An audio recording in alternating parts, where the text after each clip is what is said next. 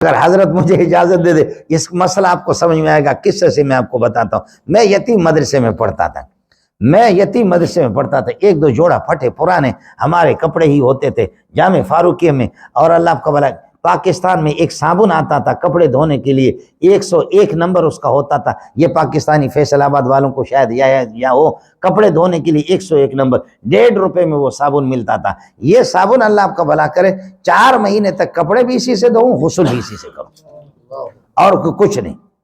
اب ہوا کہ عراق والے لوگ آ گئے، مرحوم صدام کے کچھ لوگ آگے جامع فاروقی ان کا پروگرام تھا۔ اس زمانے میں رواج نہیں تھا، اب تو مفتی صاحب کے ہاں رواج ہے، ان کے مدرسے میں بھی رواج ہے، آپ کے یہاں مدارس میں بھی عربی کا رواج ہے۔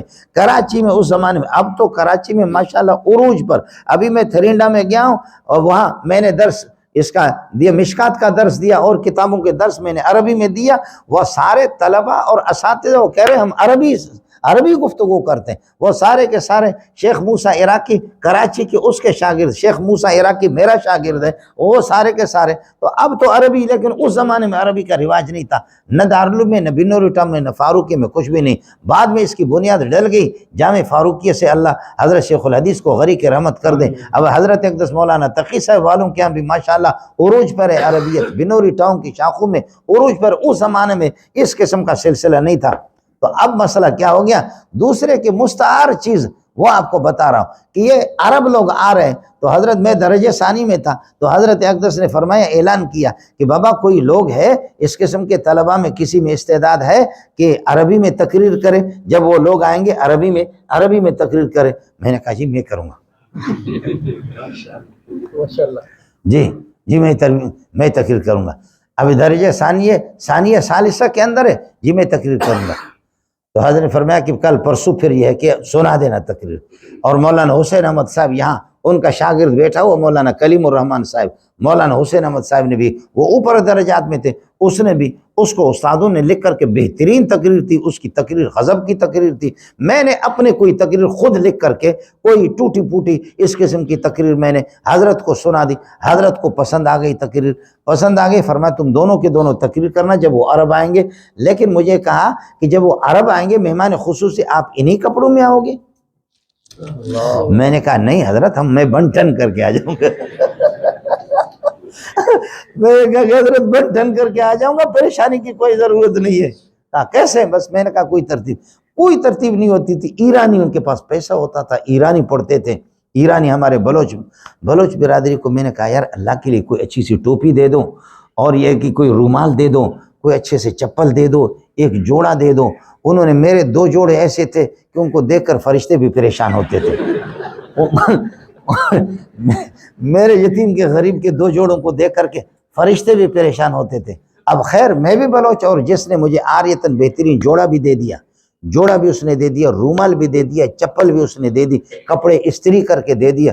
ہم نے جا کر کے حضرت اقدس برادر مکرم مولانا حسین احمد صاحب نے، جو مولانا کلیم الرحمن یہاں ان کے بہت سے ساتھی شاگرد ہیں ان کے، حسین احمد نے اپنی اچھی تقریر سنا دی، میں نے بھی اپنی ٹوٹی پوٹی تقریر سنا دی۔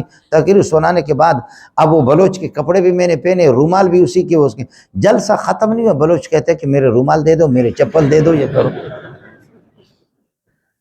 میرا رومال دے دو، میرے چپل دے دو۔ بخدا آج تک یہ ہے کہ ابھی تقریباً 40 سال کے لگ بھگ اس کو ہو گیا، زیادہ ہو گیا، وہ مجھے اب تک یاد ہے۔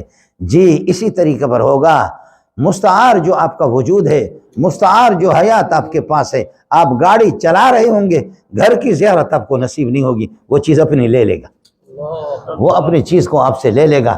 آپ یہ ہے کہ پاکستان کے سفر کر رہے ہوں گے، آپ حرم شریف میں جا رہے ہوں گے، لیکن حرم کے سفر سے واپس نہیں ہوں گے، بچے انتظار میں ہوں گے کہ ابا جی آ رہا ہے، زمزم بھی لائیں گے اور حرم کی یادگار ہمارے لیے لائیں گے، لیکن ہو سکتا ہے کہ وہاں سے آپ کا جنازہ آ جائے، ہو سکتا ہے کہ وہاں سے، اور کسی ہمارے بزرگ کو، اور کسی نے کہا کہ اللہ آپ کا بھلا کرے، حضرت آپ کا اگر انتقال ہو جائے، آپ کا انتقال ہو جائے تو آپ کی کیا ہدایت، آپ تو بیمار ہے اور بڑھاپا ہے، آپ کا اگر انتقال ہو جائے تو آپ کی قبر مزار یہیں آپ کے گھر کے قریب بنا دیں یا عام قبرستان میں دفن کر دیں۔ مریدوں کے آپس میں لڑائی ہوگی، ان کا اختلاف ہوگا، آپ خود یہ کہ ہدایت جاری کر دیں، آرڈر جاری کریں کہ آپ کو دفن کہاں کرے۔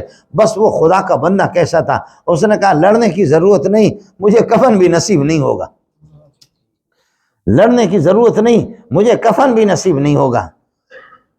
کیسے کفن نصیب نہیں ہوگا؟ لیکن مریدوں کو یہ بات سمجھ میں نہیں آئی۔ اس زمانے میں بحری جہازوں میں سعودیہ جایا کرتے تھے، اللہ آپ کا بھلا کرے، حج کے لیے، عمرہ کے لیے۔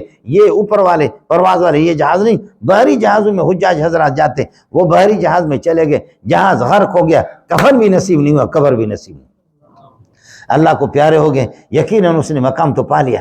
یہ میرا اور آپ کا وجود ہے، اس لیے ہمارے اکابر، میں نے عرض کیا آپ بھی ایک ہے، اللہ بھی ایک ہے، آپ بھی موجود ہے، اللہ بھی موجود ہے، لیکن خیال کر لینا آپ کا وجود خاک ہے، میرا وجود خاک ہے، اس لیے ہمارے اللہ والے اکابرین لکھتے کہ لاش حسین احمد، حسین احمد کچھ بھی نہیں ہے، حسین احمد کچھ بھی نہیں ہے۔ اور پھر صوفی بھی کہتا ہے، صوفی ذرا اپنی آنکھیں بند کرو، یقین دانم دریا عالم کہ لا معبود الا ہو،